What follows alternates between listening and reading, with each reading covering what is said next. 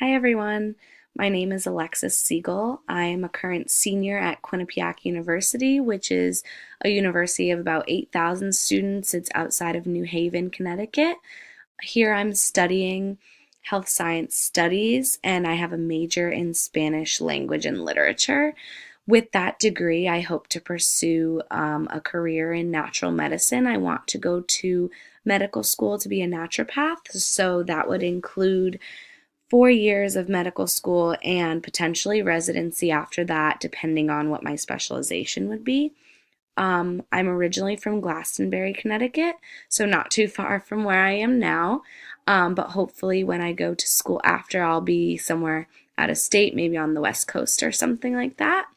Um, Outside of school, I try to keep pretty busy. I'm pretty involved with philanthropic work, so I've planned a bunch of fundraisers and things like that. I just really like to give back to the community.